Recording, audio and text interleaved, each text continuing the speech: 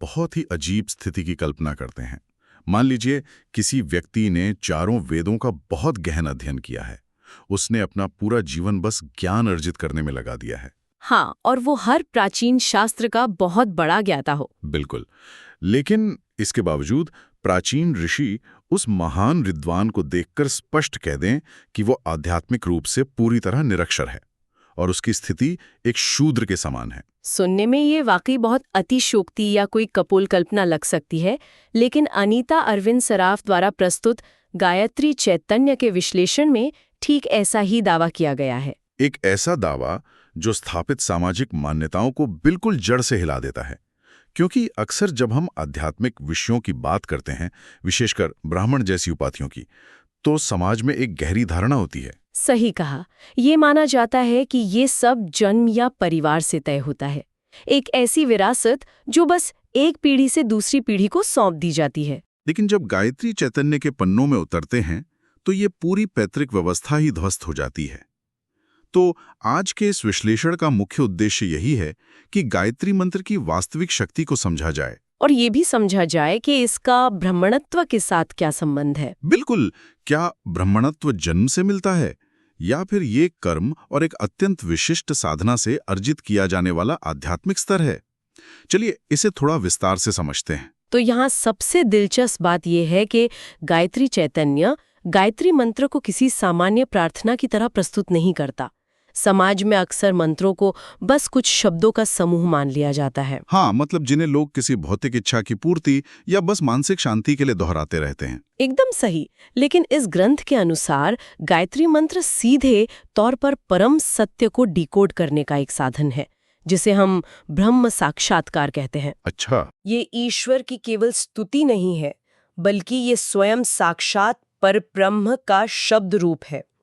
इसे ब्रह्म विद्या कहा गया है, जिसका अर्थ है कि यह कोई एक शाखा या विचार नहीं है, बल्कि संपूर्ण उपनिषदों और वेदों का अंतिम अर्क है। ये दावा तो अपने आप में बहुत विशाल है। इसका अर्थ ये हुआ कि ये मंत्र केवल कुछ ध्वनियों का संयोजन नहीं है, बल्कि एक ऐसा उपकरण है जिसे अगर सही तरीके से इस्तेमाल किया जाए तो वो सीधे ब्रह्मांड की मूल संरचना से जुड़ता है। बिल्कुल। मैं तो इसे कॉस्मिक कॉम्बिनेशन कोड की तरह देखता हूँ। जैसे किसी बहुत ही जटिल तिजोरी को खोलने के लिए एक विशेष कोड चाहिए होता है, जहाँ हर एक अक्षर और ध्वनि ब्रह्मांड के एक विशेष लॉक को खोलती है। कॉस्मिक कॉम्बिनेशन कोड, ये बहुत ही सटीक तुलना है। लेकिन ये कोड काम कैसे करता है? इसके अंदर ऐसे कौन से तत्व हैं जो इसे इतना ज्यादा शक्तिशाली बनाते हैं? देखिए, इस कॉस्मिक कोड की संरचना को समझने के लिए इसके घटकों को बारीकी से देखना होगा। गायत्री चैतन्य इस मंत्र को 3 मुख्य भागों में विभाजित करता है। पहला भाग है ओम या ओंकार, जो वैदिक विज्ञान के अनुसार कोई सामान्य ध्वनि तो बिल्कुल नहीं है। बिल्कुल नहीं। ये केवल गले से निकाली गई आवाज नहीं है, ये पूरे ब्रह्मांड की मूल कंपन ऊर्जा है। ऐसा माना जाता है कि सृष्टि के निर्माण के समय जो सबसे पहली गूंज उत्पन्न हुई, ये उसी का प्रतिनिधित्व करता है। और इसका दूसरा भाग क्या है? दूसरा भाग है महाव्याहृत्य, यानी भूर भुवा स्वः। ये हिस्सा साधक को सीधे अस्तित्व के 3 अलग-अलग आयामों से जोड़ता है। मतलब भूभौतिक जगत, यानी इस पृथ्वी का प्रतीक हो गया। हाँ, और भुव मानसिक या अंतरिक्ष लोक का प्रतीक है, जबकि स्व पूर्ण रूप से आध्यात्मिक या चेतना के उच्चतम स्तर का प्रतिनिधित्व करता है। और फिर तीसरा भाग आता है मुख्य सावित्री मंत्र, जो उस परम प्रकाश का आह्वान करता है। इसका मतलब है कि जब कोई व्यक्ति इन तीनों को एक साथ उच्चारित कर रहा है, तो वो केवल बोल नहीं रहा है। सही कहा। बल्कि वो अपने भौतिक शरीर, अपनी मानसिक स्थिति और उच्चतम चेतना को एक ही धुरी पर ला रहा है। ये तो एक साथ 3 अलग-अलग रेडियो फ्रीक्वेंसी को एक ही चैनल पर ट्यून करने जैसा हो गया। बिल्कुल ऐसा ही है। अगर हम इसे व्यापक संदर्भ से जोड़ें, तो स्पष्ट होता है कि इन तीनों के संयोजन से उत्पन्न होने वाली ऊर्जा इसे ब्रह्मांड की सबसे शक्तिशाली संरचना बनाती है। व्याहृतियों के बिना ये मंत्र अधूरा है। तो इस सब का असल मतलब क्या है?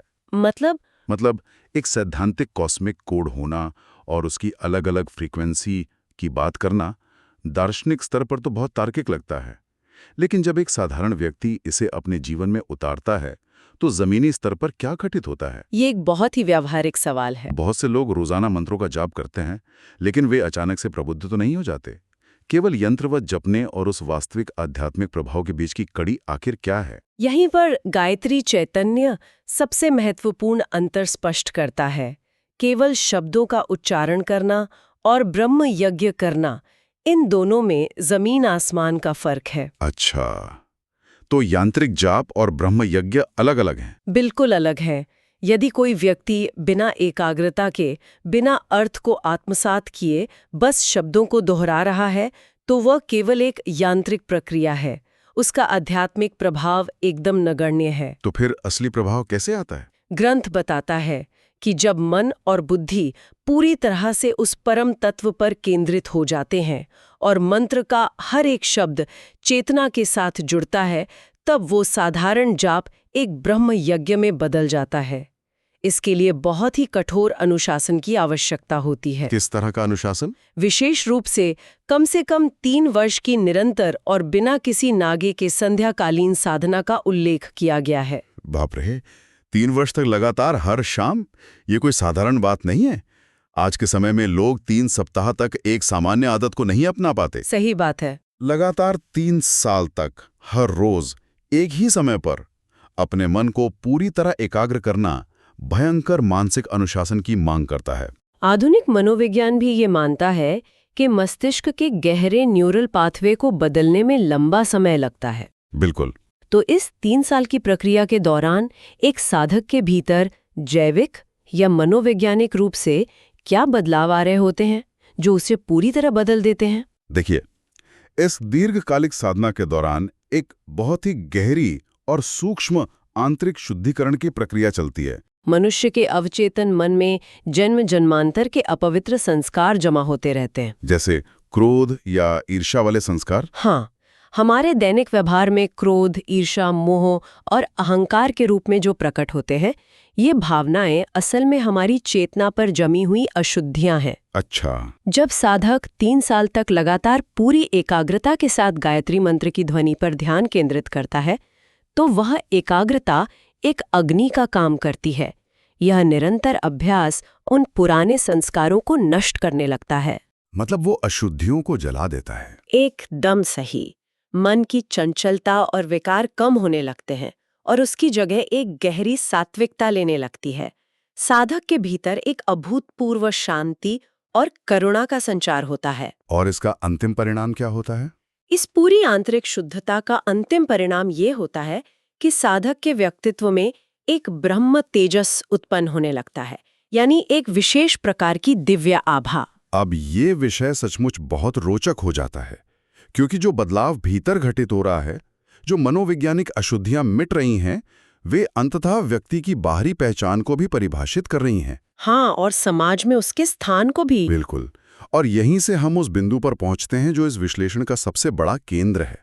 अगर ये ब्रह्म तेजस किसी भी उस व्यक्ति को प्राप्त हो सकता है जो ये 3 साल की कठोर साधना करता है, तो फिर उस सामाजिक व्यवस्था का क्या जिसमें जन्म और वंशावली को सर्वोपरि माना गया है? ये एक बहुत ही तीखा सवाल है। गायत्री चैतन्य के अनुसार क्या ये साधना किसी व्यक्ति के कुलगोत्र या उसकी पारिवारिक पृष्ठभूमि को पूरी तरह से नकार देती है?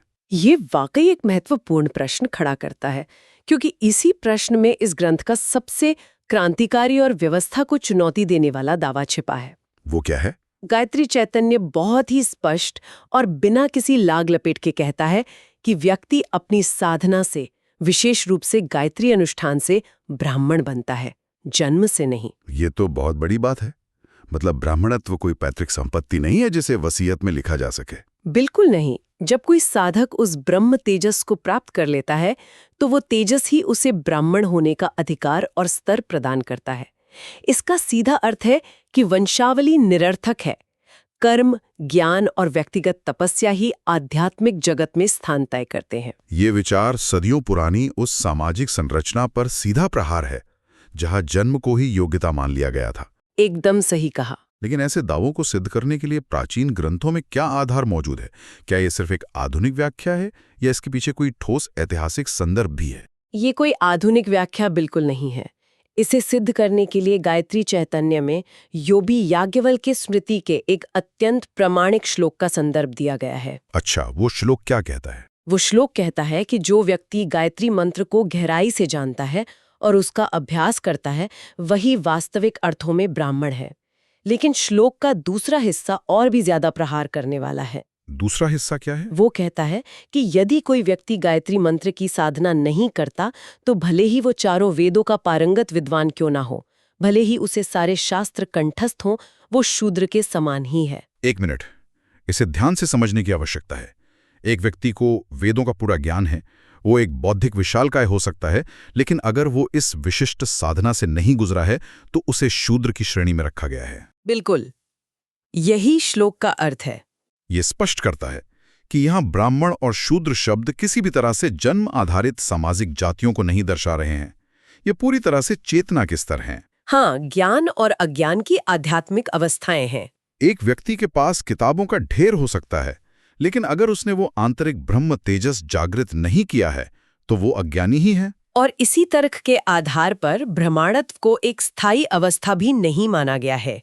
ग्रंथ में एक और बहुत ही सख्त नियम बताया गया है जिसे नित्योपासना कहा जाता है। नित्योपासना मतलब नित्य की जाने वाली उपासना। हाँ, इसका मतलब है कि जिस व्यक्ति ने अपनी साधना से ब्रह्मांडत्व अर्जित कर लिया है, उसके लिए ये गायत्री साधना प्रतिदिन करना अनिवार्य है। ये कोई ऐसी उपलब्धि नहीं है कि एक बार हासिल कर ले तो हमेशा के लिए आपकी हो गई। और अगर कोई इसे छोड़ दे तो? यदि कोई इसका नित्य अभ्यास छोड़ देता है तो उसका आध्यात्मिक अधःपतन यानी पतन निश्चित है। वो उस अर्जित अवस्था और उस तेजस को खो देता है। ये बिल्कुल वैसा ही है जैसे किसी एथलीट का उदाहरण लें। एक एथलीट अपनी कड़ी मेहनत से ओलंपिक में गोल्ड मेडल जीत सकता है। सही कहा। लेकिन अगर वो ट्रेनिंग करना छोड़ दे तो उसका शरीर अपनी क्षमता खो देगा। मेडल उसके पास हो सकता है, लेकिन वो एथलीट वाली अवस्था समाप्त हो जाएगी। ब्राह्मणत्व एक स्थायी ठप्पा नहीं है, बल्कि यह आत्मा और चेतना का एक एथलेटिक स्तर है जिसे लगातार बनाए रखना पड़ता है। ये बहुत ही सटीक विश्लेषण है। ये लगातार चलने वाली प्रक्रिया है। तो आगे क्या होता है? अब जब कोई साधक इस नित्योपासना को बनाए रखता है, अशुद्धियों को दूर कर लेता है, तो ग्रंथ उस यात्रा के अगले और अंतिम चरणों को स्पष्ट करता है। निरंतर जप और एकाग्रता से व्यक्ति सबसे पहले ध्यानी बनता है। ध्यानी वो है जिसके मन में कोई बिखराव नहीं है। बिल्कुल। इस एकाग्रता के और अधिक सघन होने पर वह समाधि की अवस्था में प्रवेश करता है। समाधि में साधक और वो परम तत्व जिसके लिए वो साधना कर रहा है, उनके बीच की दूरी और भेद पूरी तरह मिट जाता है। और यही वो अवस्था है जो अंतिम लक्ष्य यानी मोक्ष की ओर ले जाती है। एकदम सही। मोक्ष, जिसे सामान्यतः जन्म मरण के चक्र से मुक्ति के रूप में परिभाषित किया जाता है। लेकिन मोक्ष की ये प्रक्रिया काम कैसे करती है? क्या मोक्ष का मतलब किसी नए आयाम में जाना है या कोई नई रहस्यमयी शक्ति उत्पन्न करना है? यहीं पर गायत्री चैतन्य का दर्शन सबसे अधिक सूक्ष्म हो जाता है।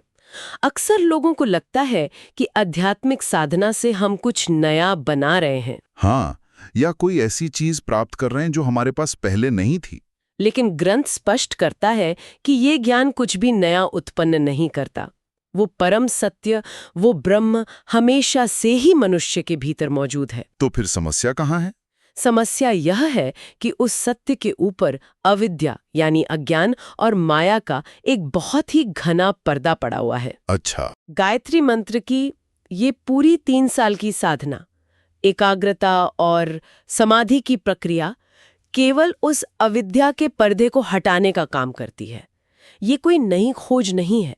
ये केवल उस चीज को उजागर करना है जो कभी कही गई ही नहीं थी। इसे समझने के लिए हम एक बहुत ही आधुनिक उदाहरण का उपयोग कर सकते हैं। मान लीजिए कि हम सभी एक ऐसे कंप्यूटर की तरह हैं जो एक अविद्या ऑपरेटिंग सिस्टम पर चल रहा है। अविद्या ऑपरेटिंग सिस्टम, बहुत खूब। हाँ, इस सिस्टम में बहुत सारे वायरस और बग्स हैं, जैसे अहंकार, डर, ईर्ष्या। इस खराब सिस्टम की वजह से हम वास्तविकता को एक बहुत ही विकृत और गलत तरीके से प्रोसेस करते हैं। बिल्कुल सही। अब गायत्री साधना कोई नया सॉफ्टवेयर डाउनलोड करने की प्रक्रिया नहीं है। ये असल में एक फैक्ट्री रीसेट है। Factory reset. जब वो साधना करते हैं तो उस करप्ट हो चुके अविद्या ऑपरेटिंग सिस्टम को हटा देते हैं और जो मूल शुद्ध और परफेक्ट कोड भीतर पहले से मौजूद था वो फिर से काम करने लगता है। ये इस प्रक्रिया को समझने का एक अत्यंत तार्किक तरीका है। अविद्या केवल वास्तविकता को विकृत करती है, वो मूल सत्य को कभी नष्ट नहीं कर सकती। बिल्कुल। गायत्री चैतन्य यही स्थापित करता है कि वो प्रकाश और वो ब्रह्म तेजस हर इंसान के मूल कोड में है। अविद्या के कारण लोग उसे देख नहीं पाते, और गायत्री मंत्र वो टूल है जो उस अविद्या को मिटाकर उस सत्य को बाहर लाता है। जब वो पर्दा हटता है तो व्यक्ति का पूरी दुनिया को देखने का नजरिया, उसकी अपनी पहचान, सब कुछ मूल रूप में वापस लौटाता है। एकदम सही कहा। अगर हम आज की इस पूरी चर्चा को एक साथ रखें तो ये स्पष्ट होता है कि गायत्री चैतन्य ने गायत्री मंत्र को लेकर सोचने के तरीके को पूरी तरह से पलट दिया है। बिल्कुल पलट दिया है। ये एक कॉस्मिक कोड से शुरू होता है जहां ब्रह्मांड की ध्वनियों को एक साथ पिरोया गया है। फिर ये 3 साल की कठोर साधना के माध्यम से मस्तिष्क और मन के न्यूरल पाथवे को बदलने की बात करता है, जिससे क्रोध और मोह जैसी अशुद्धियां जल जाती हैं। हाँ, और सबसे बड़ी बात ये है कि ये उस मान्यता को हमेशा के लिए ध्वस्त कर देता है कि ब्राह्मणत्व किसी की पैतृक जागीर है। बिल्कुल, जन्म के आधार पर कोई आध्यात्मिक श्रेष्ठता नहीं है। योग्यता, तपस्या और उस अविद्या के पर्दे को हटाने की क्षमता ही ये तय करती है कि कौन किस आध्यात्मिक स्तर पर है। इस विश्लेषण का सार यही है कि आध्यात्मिक अधिकार जन्म से नहीं, बल्कि व्यक्तिगत प्रयास और आत्म रूपांतरण से अर्जित किया जाता है। ये व्यक्ति की चेतना का विस्तार है। और इस पूरी यात्रा को समझने के बाद एक बहुत ही गहरा विचार सामने आता है जिस पर विचार किया जाना चाहिए। वो विचार क्या है? अगर परम सत्य की प्राप्ति केवल अज्ञान या माया के पर्दे को हटाने की प्रक्रिया है, कुछ नया खोजने की नहीं, बल्कि जो हमेशा से भीतर था उसे पहचानने की, तो क्या आधुनिक मनोविज्ञान में आत्म साक्षात्कार की धारणाएं भी ठीक इसी प्राचीन सिद्धांत की ओर इशारा नहीं कर रही हैं? ये वाकई एक बहुत ही गहरा सवाल है। ये विचार करने योग्य है कि क्या आज का आधुनिक विज्ञान और मनोविज्ञान एक अलग शब्दावली का उपयोग करके ठीक उसी आंतरिक पूर्णता और फैक्ट्री रीसेट की बात नहीं कर रहे हैं जिसे गायत्री चैतन्य जैसे ग्रंथों ने सदियों पहले साधना के माध्यम से खोजना सिखाया था? इस गहरे वैचारिक प्रश्न के साथ हम आज के इस विश्लेषण को यहीं विराम देते हैं।